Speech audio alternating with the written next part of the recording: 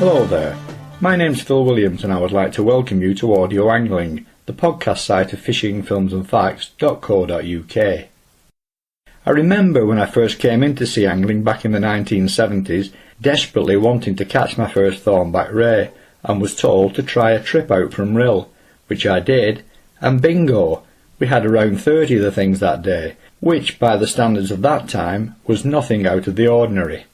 But the ray fishing most certainly isn't like that now in 2010, and unfortunately not only at Rhyl, but at most other venues around the country where it's been in the doldrums for quite a few years now. However, to compensate for that, the numbers of most other species here are as good as they ever were, with the added bonus of the recent appearance in ever-increasing numbers of smoothhounds to help spice things up. For this interview, I'm sat in the wheelhouse of Tony Parry's charter boat Jensen II, and fishing a half mile or so away from us is Tony's other boat Sovereign, skippered by his son Simon. We're anchored up quite close to the Rhyl Flats wind farm, which I know Tony will have something to say about in due course. But for now, I'd like to kick things off by taking a compare and contrast overview look at the general fishing situation around this corner of North Wales. Right, when I first started boat fishing at Rhyl, I was 9 years old, and I used to go out with a very, very well-known charter skipper by the name of John Pover.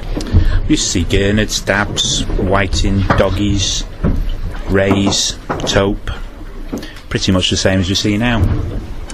Getting a little bit older in life, I started crewing on the boats, and during the summer holidays I started spending most of my time, or virtually all my time in the summer holidays, out every day fishing.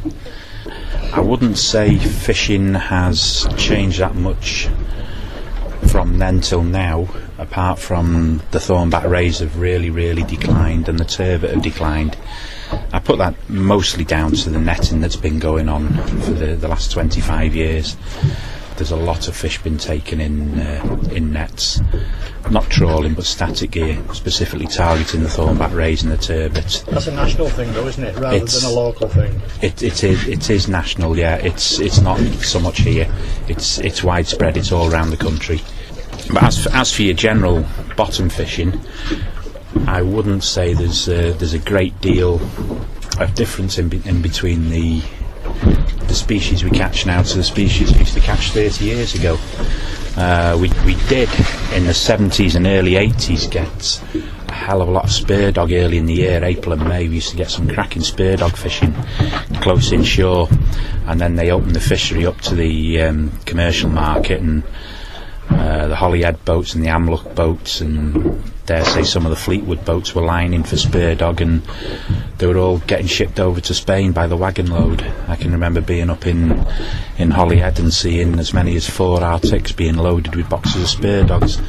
That literally wiped the spur dog out, although we still get them now, but we've got to travel sort of like 20-25 mile offshore to pick them up. But your general bottom fishing, like your dabs, your whiting, your gurnard, your mackerel, taupe and everything else, I wouldn't say there's any major difference. Probably about 15 to 20 years ago we started seeing 1 or 2 black bream, and they've come on in numbers, although this year it's not been too brilliant fishing for them, but we've still had odd ones, but they've really come on. They seem to be the only place this side of Carnarvon where we pick them up. Smoothhound, that's another thing. Probably the last 8 or 9 years I started targeting smoothhound because a local salmon netsman picked a few up in one of his nets one year, and I thought, oh, we'll have a go for them. So the first year I started targeting them, didn't know too much about how to fish for them and where to fish for them, picked 1 or 2 up, and then as the years progressed we got more and more and better at catching them, and we can do a 5-hour trip now, and on a good day we can pick 50 smoothhound up in 5 hours. I remember you inviting me down back in 2005, and what an excellent day we had, hardly 10 minutes out from the harbour mouth. It's right on the low water mark, Phil, yeah, it's very, very close in. We've found the best bait for them is British prawn. Don't have to be live, but as long as they're fresh, they wipe the floor with anything. You can put a peeler crab in, put a prawn next to it, and the fish will take the prawn far quicker than it'll take the peeler crab. And you can bait up, put another prawn in, and you'll have another fish on that before the fella's had a bite on the peeler crab. Although peeler crab do work very well. This year we've seen some really good fish with the smoothhound. There's been fish up to £17, whereas normally you got an £8 fish. It was a decent fish. I've noticed a similar trend up our way too. We've had them at Cleveley's for a lot longer than you have at Rhyl, but mainly small fish. Then suddenly this year there've been some real clunkers. I had one in excess of £15 back in April while I was fishing for plaice. I've had one trip this year where I had 4 double-figure smoothhound. I've had another trip where I had 3 double-figure smoothhound. I had one trip where I had one fella broke 3 club records in the one trip, all with smoothhound. His previous club record was £8 something, and he ended up with an 11.11, which was the heaviest one on the day. But it's been very good this year. One of the other charter boats picked one up of £17, and there's been a couple round the 13, but it's been really great this year for smoothhound, and we can pick bass up while we're fishing for smoothhound as well, which is an added bonus. This year hasn't been as good as last year for bass, but I think everybody's had the fair share of them while they've been fishing. And what about the rest of the species in the regular mix? In particular, the taupe, for which Rhyl has a very good reputation, and especially the gurnards, which in these parts are as numerous and grow as big as anywhere I've ever seen in the country. Yeah, the gurnards are probably the best in the country. We get 4 species of gurnard here. We actually get 3 that are ever present throughout the summer. That's the tub red and the grey, and very, very occasionally you'll see a streak gurnard. It's not a very common fish. It's quite rare, and it looks very, very much like a tub gurnard, and unless you're quick to spot it, you probably wouldn't notice the difference. Now that's interesting. The only place I've ever seen streak gurnards before is off the west coast of Ireland, and even then only the odd one. But as you say, they would be easy to overlook, unless of course you knew what you was looking for. For anyone that might be interested in keeping an eye out for one, the key feature is the lateral line, which has loose ridges of skin coming away at right angles to it, both top and bottom. The face of the streak gurnard is also very blunt, and it usually has blue spots instead of a blue edging to its pectoral fins. Every year there's several fish over £6 tub gurnards. You might get one going into the 7s, but they probably run between average weight £3 and £5 from mid-May till the end of July at the latest. Then they start tailing off and we start getting a lot of small fish. Taupe fishing we get sort of like mid-May again through till the end of July. Every year there'll be 1 or 2 fish around 70, maybe just over £70. I know this year there's been at least 4 fish over £70, all caught very, very close inshore, all in shallow water. Good fish at that sort of weight. But what would you say was a more typical average for Rhyl? Average size of the taupe varies from year to year. Some years you can get inundated with fish in the £20 to £30 bracket. Other years it's £30 to £40 bracket. But I'd say over the years I've been running charter trips and taking people out fishing, I would say if you looked at £30 to £35, that'd be your average fish. Now I know that for the past several years you've been spending your winters at Liverpool Marina to fish the Mersey, which is something we'll look at in more detail in due course. But for the winter of 2008-2009, because of refurbishment work being carried out on the lock gates at Coburg Dock, you were forced to stay at Rhyl and try running a few winter trips down there. Just out of curiosity, what was that particular winter's fishing like? It was a very bad winter that year. I think I did something like 9 trips for the whole winter. It was abysmal. The weather was terrible. The winter fishing at Rhyl is mainly dabs and whiting, plenty of. The whiting fishing can be just like being in a shoal of mackerel. You can drop a paternoster down with 3 hooks on and you can pull 3 whiting in within a couple of seconds. Dab fishing, the dabs are there, but because the whiting are there in numbers, they tend to get to the baits first. You'll get dogfish, you'll get the odd codling, and you'll pick the odd thornback ray up, but we've already discussed the reason why the thornback rays aren't in numbers. On top of that, you also have an ace up your sleeve in the form of quite an extensive range of offshore wrecks. The close proximity to Liverpool plus a lot of wartime U-boat activity has seen for that. Not perhaps on a par with the deep water wrecks of the English Channel, but still very good on the day, particularly for pollock. So how would you describe the fishing, the key booking times and the tactics to anyone interested in visiting Rhyl purely with wreck fishing in mind? At the moment the wrecks are fishing very, very well because the weather from the end of June through till the end of August has been absolutely dire and nobody's been getting out there. But when we get out to the wrecks, they are fishing very, very well. Simon's done a bit more than me this year on the wrecks. He's had a couple of trips out there. He had one trip with just under 100 pollock. This was brought ashore, not the actual fish that he landed on the boat, it was the actual fish he brought ashore. Just under 100 pollock to 7.5 pound. I think he had 3 cod, a ling and a coley, and then a fortnight later he had the same group of lads on. They had 119 pollock, 15 cod, 3 ling, and I did one a couple of weeks later. Not really a suitable day, the tide was too big, but we had about 50 or 60 pollock up to about 8.5 pound. But the wrecks are fishing really well. I can offer 2 types of wreck fishing. If you're looking for pollock, you're looking for a 26, 27, 28 foot tide where you've got a bit of movement in the tide. I don't like using shads because they're too big, but if you've got small shads around about 3 or 4 inches, they work really well. Jelly worms I like. Anything black with an orange tail, or anything black with a green tail, or the Geltex ones, the orange Geltex work very well. Sidewinders, I was given a pack of them to try, 4-inch ones, the mackerel. Found them very, very good. Another method we use is frozen sand eel, blast frozen sand eel. If you get one about 5 or 6 inches long, just put your hook in through the eyes. It's a good strong place to support the hook, and you fish it exactly the same you do with a jelly worm. I like to use about 15 foot of 20 pound clear mono as my trace. I find people that use high vis monos don't have the success that I have using clear mono.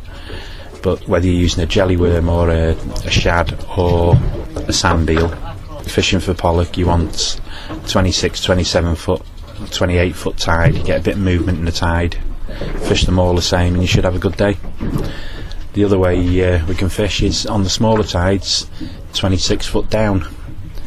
And if you want conger, or if you want to try and get a ling or something like that, we can fish the inshore wrecks, and you can spend most of the day anchored up fishing for conger or ling.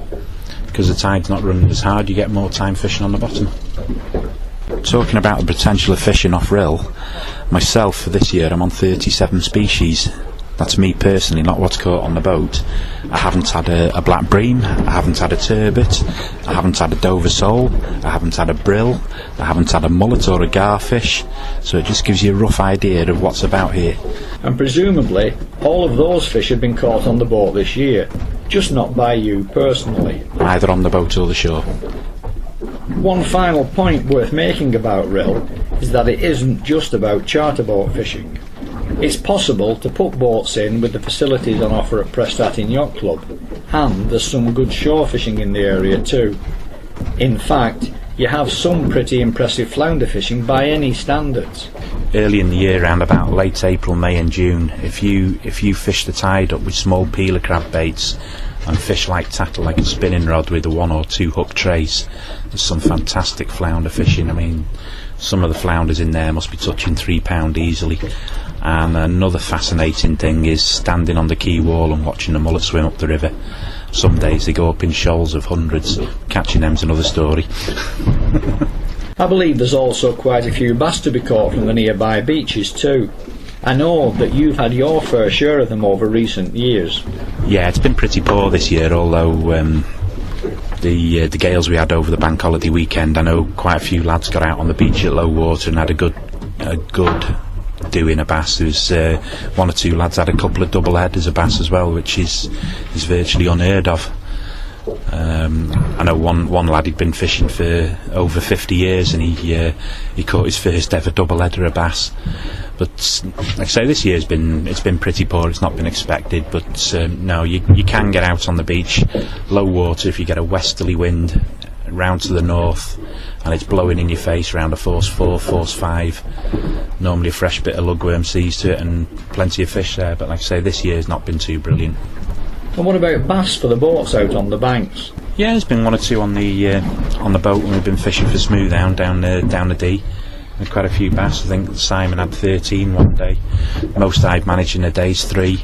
I know Steve on the Supremes had a day where he's had about half a dozen, but they've been pretty good fish. They've been averaging sort of like £2 up to about £6. What you've described so far is a very diverse spring, summer and autumn fishery, with lots of quality fish thrown in for good measure. And while the ray fishing isn't what it was, though you do compensate for this with huge numbers of the things in the early part of the winter when you move up to the Mersey, there is still plenty going on, for the moment at least, to keep your anglers happy. That said, there is a potential problem looming on the horizon, and not only here but all around the country, with the expansion of offshore wind farms providing so-called green energy. But, as we're now starting to see, this may not be as green as those investing in it are making out. For while it may be environmentally friendly in terms of the negligible carbon footprint it leaves, it consumes great swathes of potential fish habitat, and on an alarming scale. Not only that, it's also consuming fishing marks. So, with 2 quite sizable wind farms slap bang on your doorstep, and no doubt more in the pipeline, how, if at all, has your ability to work been impeded by the current drive for renewable energy? And in your view, are things likely to get worse for angling as a whole in the future as a result? Yeah, we're losing fishing marks to the wind farms. We've got 3 wind farms here. One doesn't bother us in the least because that's well out of the way. That's on the Burbo bank on the edge of the Mersey estuary. It doesn't interfere with us at all, but the Rhyl flats and the North Hoyle, they've taken over fishing grounds. They're only small wind farms, but we've lost fishing grounds there. The Gwynter Moor, when it's up and running, is going to cover somewhere in the region of 32 square miles, and a lot of my present fishing marks are in the area marked for that wind farm. Those marks sadly are going to be lost. I don't think I'll be able to fish them again. I'm going to have to find new grounds. Probably going to have to travel further to find fishing marks. I don't know. It's something we're just going to have to wait and see what happens. Hopefully the fishing won't be affected. We're looking at the 2 wind farms that we've got just off Rhyl at the moment. We can fish on the outside of them within sort of like a mile or maybe a couple of miles from them, and we're okay for catching fish. So hopefully when the Gwynter Moor goes up, we should be able to do the same. But it's something we're just going to have to wait and see. I don't know. I wouldn't like to say. I wouldn't like to cut my throat and say no, we're not going to catch any fish, and I wouldn't like to boost everybody's hopes up and say it's going to benefit the fishing. We're actually anchored up quite close to the Rhyl Flats wind farm at the moment, but it's the other one further up the coast, the North Hoyle wind farm, that I'd like you to turn your attention to just for the moment. Historically, you used to get a lot of very good taupe on a mark now within the wind farm's area of coverage, but not anymore, and not just because they don't want people to fish between the turbines. The problem goes much deeper than that, and actually extends beyond the windmills themselves to the run of the cables taking the electricity back to shore. What then do you think is the problem there? Years ago, before the North Hoyle wind farm was up and running, we used to fish in a gully in between the banks on the approaches to the River Dee for taupe, and we used to get a lot of big taupe, big pregnant females. We used to get a lot of male taupe in there chasing the females and various other bits and pieces. And since the wind farm has been up and running and has been producing electricity, the fishing there for taupe has been virtually non-existent. We still catch fish, but just odd ones, nowhere near the numbers or the sizes of fish that we used to get. And we think it's something to do with the electricity coming from the cable which is running to shore in Rhyl. It runs straight through the gully, and we think it's interfering with the fish. It's not put the fishing off completely, but we are finding fish on other marks rather than that particular mark. There have been quite a few scientific studies on the effects of electromagnetism on sharks and rays, swimming and feeding in the vicinity of power-carrying cables, but as yet, nothing conclusive, though I suspect it's going to be species-specific anyway, as some sharks in particular are more reliant on their ability to detect electrical impulses from the heartbeats of concealed prey items than others. That said, in some instances, and this could well be one of them, good anecdotal evidence, gathered over a very prolonged period, should be given more weight than generalised scientific studies, and your observations appear to suggest that green energy in this particular instance may not be as environmentally friendly as the green lobby might have us all believe, as they tie in very accurately with the actual switch on time, without any problems recorded in the previous seasons. Yeah, it's since the wind farm's been up and running. I mean, during the construction of the wind farm, there was a lot of hammering and banging when they were putting the piles in. With the North Rhyl wind farm, that could be heard miles away. When they were doing the Rhyl Flats wind farm, they had a muffler on it, and the noise wasn't so bad. We found the noise when they were doing the piling was disrupting the fishing. Although the piling is short term, it doesn't last very long. It might be a couple of months or something like that.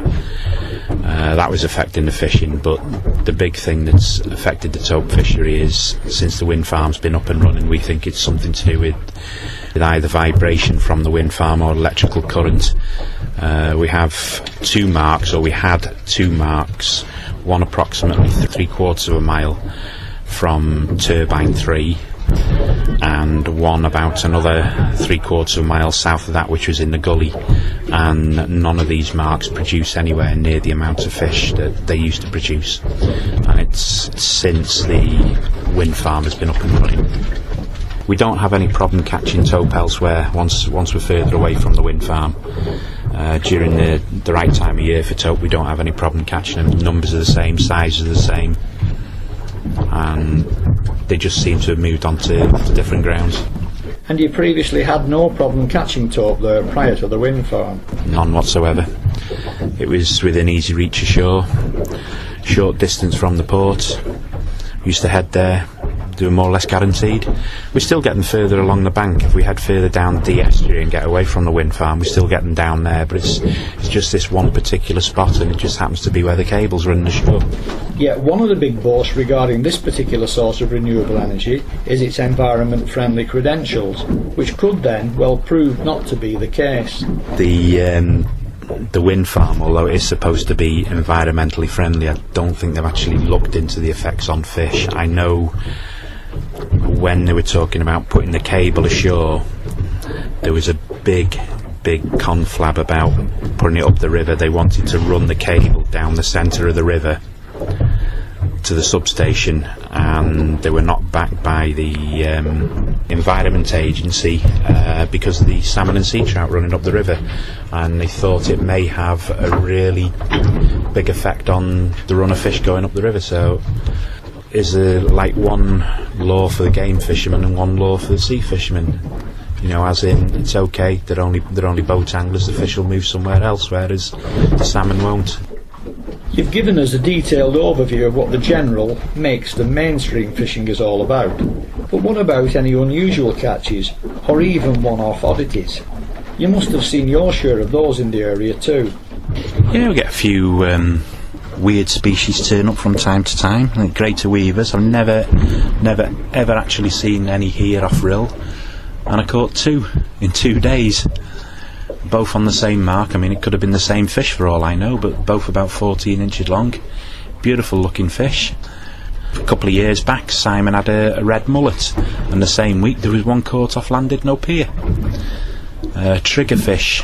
The only place near to us that I know of triggerfish are actually in the Menai Straits. There's one or two been caught over the past few years. We've never seen any down here. We get quite a few ballon wrasse.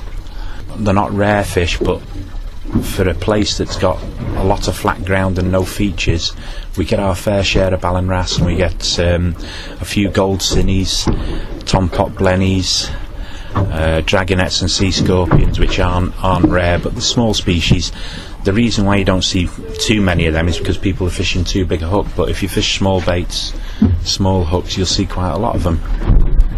Garfish are another one. We get a fair share of garfish through the year. They tend to come foul up and tangle up in a set of mackerel feathers because people aren't targeting them. You know, they swim in the top 5 or 6 foot of water and people are fishing 30, 40 foot down. But they turn up every now and again. What about encounters with sharks? Do you ever see any evidence of those, particularly on or around the wrecks? Yeah, poor beagles. One year I saw 5 in 5 consecutive trips out to the same wreck, probably the same fish, up to about 200 pound. Had a cod about 5 pound in weight, bitten in half, and then I was pulling the anchor in, fell a fillet and a pollock through the banjo over the side, and shark come up, took the banjo right at the side of the boat. Had a blue shark to the side of the boat in 1997. Now that is unusual so far up in the relatively shallow waters of the Irish Sea. Blues in my experience tend to be more deep water, open oceanic fish. I got one to the side of the boat, I was totally gobsmacked. I was fishing about 11 mile offshore on a mark we fish on the small tides, and I'm trying to remember the woman's name now. She hooked it, and I was stood at the side of the boat thinking it was a tope. First thing I noticed in the water, it was black in colour, and then I noticed the size of the pectoral fins. It come up to the side of the boat and it just spun up about 6 times, the line snapped and it went. It's about 35 pound in weight. And I believe there was one about 8 or 9 pound caught last year off New Brighton. And what about different species of rays? You used to see the odd blonde ray and the odd spotted and cuckoo years ago, and the odd undulate, but the only rays that we get nowadays all seem to be thornbacks. There was an electric ray one year caught in a gill net about 80 pound in weight, and I actually saw that in the Sea Life Centre. The lad that caught it took it in there, but sadly it died and they put it in the freezer, and I saw it in a bag in the freezer, and it was huge. Clearly then, the rays as a group, and the thornbacks in particular, have taken a substantial hammering, and not just here, but pretty much all around the country. One exception to this is the New Brighton side of the River Mersey, from the end of the summer up until Christmas, which is where yourself, plus a few of the other Rhyl boats, will be from around October onwards. Actually, thinking about it, the Mersey very probably wasn't such a good producer of rays or anything much else for that matter in years gone by, due to the high pollution concentration it carried, prior to the rigid enforcement of new environmental legislation starting back in 1989. But it most certainly attracts huge numbers of the things now. So much so that research scientist Rachel Ball, based at the Liverpool Museum Aquarium, is now undertaking the Mersey Ray Tagging project, in which I know you are actively involved. Can you tell us a little about the aims and objectives of that? Yeah, it's something that's been brought on by Plymouth Aquariums. They wanted to look into why the ray stocks were declining, and they wanted to see if rays in one part of the country were genetically linked to rays in another part of the country, and how far rays were migrating, as to why they were getting wiped out in one area or disappearing from one area and pretty abundant in another. We've been tagging them since last winter, since October 2009 on the Mersey, and between myself, Simon and Steve Andrews on the Supreme, we've tagged over 250 fish, all on the Mersey. There's been a couple that have been recaptured. One of the very first fish that Simon tagged travelled 6 miles up the river before it was recaught. It put on a couple of pounds as well, but we think this might be due to, it may have been full of crab, because they find a lot of rays in the river, gorge themselves on crab. Since I've come back to Rhyl, I've only tagged about 5 fish, although I have caught a few more than that. But I've not actually seen a tagged fish return, but the idea of it is to try and monitor the movements of the fish and see where they're going. It's well documented that since its water quality has improved, the River Mersey has developed into one of the major forces on the northwest sea angling scene. And not only does it attract lots of important angling species, It also offers a level of protection and shelter unequalled possibly anywhere else in the country. This surely has become a winter lifeline, not only to yourself, but quite a number of other Rhyl boats basing themselves at Liverpool from around October on into the new year. We always used to go shrimping in the winter. All the boats used to be licensed commercially and used to make up for lack of trips and whatever else.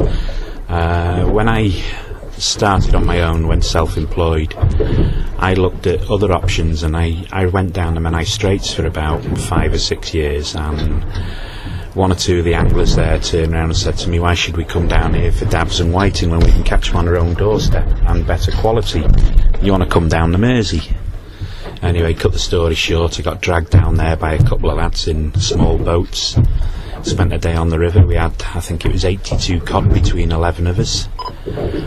Biggest one was about 8.5 pound, but a lot of fish, sort of like 2 or 3 pound weight. So the following year, I went down there. At the time, there was probably 4 of us running on the Mersey. There was the Mersey Lass, the Ocean Star, and can't remember the name of the boat now. Mary 4, which very, very rarely went out. First year down there, it was sort of like exploratory. We were finding 1 or 2 fish here, 1 or 2 fish there, decent sized fish. Second year it really kicked off. The average size fish the second year was 5 to 7 pound, and you came out with me yourself in the second year, Phil, and I think we had 20 odd fish one day when Stevie Quinn and Rod were on, and the quality of the fish there was sort of like 5 to 7 pound, and that was the general stamp of fish. And then number of boats increased down there, and I'm a big believer that fish move around in cycles. You get one good year, then it starts slacking off, and then you get a really, really slack year, and then it starts picking up, and then you get another good year. And the last couple of years on the Mersey, it's been very, very poor. A few decent fish last year, but we got hit with the snow. Once the snow thawed out, it washed everything out of the river, so that turned out to be a disaster. But this year, it's good signs. We're fishing off Rhyl.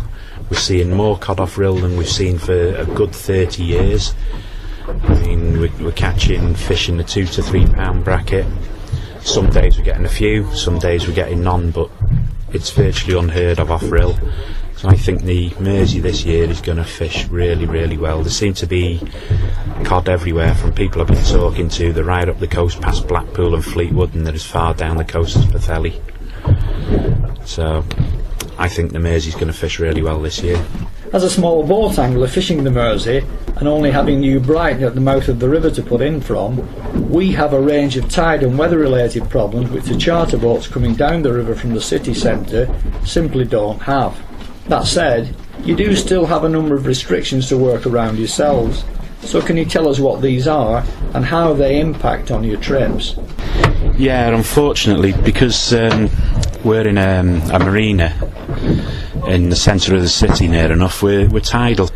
Some mornings we've got to sail at 3 o'clock in the morning. Well, I try not to go that early, but some mornings it's like 3:30, 4 o'clock, and some nights we're finishing 9 o'clock at night. We try not to work any later than that, but we're stuck to 9 hours a day once we're out. A few years ago it wasn't so bad. We could get away a bit earlier or come in a bit earlier, because the locks were manually operated. Now they're automatic and computerised, and they won't open until there's 2 metres on the sill, whereas a few years back we could get out with 1.2 metres. Now we've got to wait, so we're stuck to 9-hour trips, stupid hours of the morning and silly hours of the night. But if you pick the right time, you can get a nice easy sail 7 o'clock in the morning. At one stage, if my memory serves me right, you used to offer 5-hour trips on the bigger impossible fast running tides by going out for the last couple of hours of the flood, top water and the first couple of hours of the ebb. Do you not, or can you not, offer those sorts of trips anymore? No, that's what I was just saying, because the automated lock system now, we can't do it, we lose too much time. It's a 20-minute cycle for the lock gates to open. Because we have to sail with 2 metres of water over the sill, we can't get out with a good 3/4 of an hour later than what we used to be able to sail, and we're a good 3/4 of an hour earlier coming in than what we used to be able to come in. So, you know, a 5-hour trip now can turn out to be a 3-hour trip, all because the automated lock gates. One thing you most definitely can do, despite the timing restrictions, is when you call a trip on, pretty much guarantee that it will go ahead. Unlike the small boats launching at the seaward end of the estuary, when you leave Liverpool Marina, not only are you straight out into protected sheltered water, you're also virtually on top of some very good fishing too. I remember one time being out with you and catching fish in 52 knots of wind, tucked in close in front of Birkenhead Town Hall. That's a measure of just how much shelter there is, providing the wind is in the right direction. But are there any conditions that might cause you to call a trip off? The only one that actually stops us sailing is a north-northwest where the wind's in excess of 30 to 35 knots. You know, once it starts getting above 35 knots, you get a heavy swell travelling up the river. You get the waves rolling in, hitting the wall and just rolling up the wall. And although we're 4 miles from the sea, it travels that far up the river, and wind against tide, you get a heavy swell. This only lasts for a couple of hours. Once the tide drops, the river calms off, even when you've got really, really strong gales blowing up the river. The river calms off as the tide drops, but the problem we've got then is we're stuck in the lock, we can't get out. The boats that sail from Tranmere, they can sail later in the day or later in the tide, and there's always somewhere on the river where you can find some shelter. Let's say the only thing that stops us sailing really is a really, really strong northwest wind.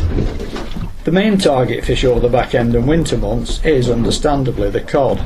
But as the tide slackens and the cod fishing goes a bit quiet, there are also plenty of whiting and dabs to be had. And let's also not forget the thornback ray potential, which generally gets exploited more by accident with the bigger cod baits, rather than as a fishery in its own right. Yeah, the good thing with us coming out of the marina is we fish the best tide, we fish the best time of tide. You're fishing the tide down to low, and then you're fishing the tide up from low until you get back in the marina, so you're fishing the full tide.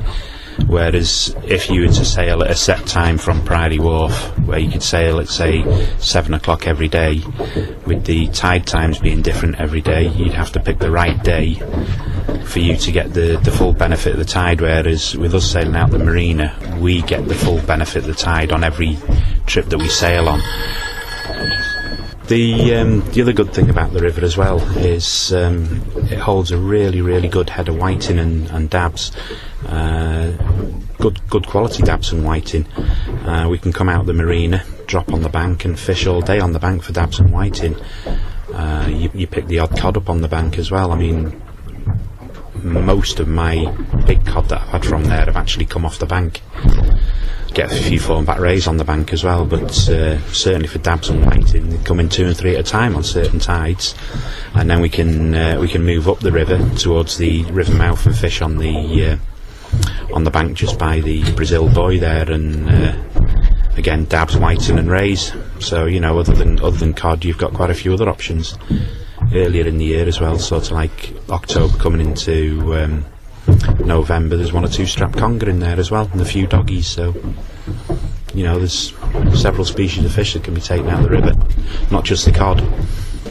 And with thornback ray numbers nationally at an all-time low, the Mersey must rate as one of the major hotspots for them in the country.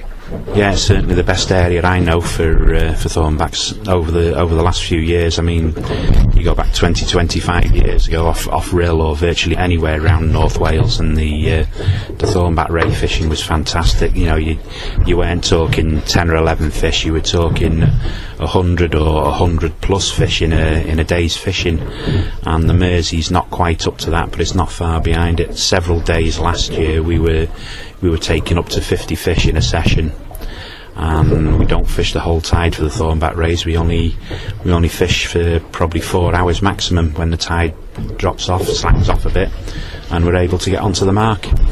And once the tide builds up, we're away. But you know, several days last year we were up to about 50 thornback rays in a day, and that was each boat.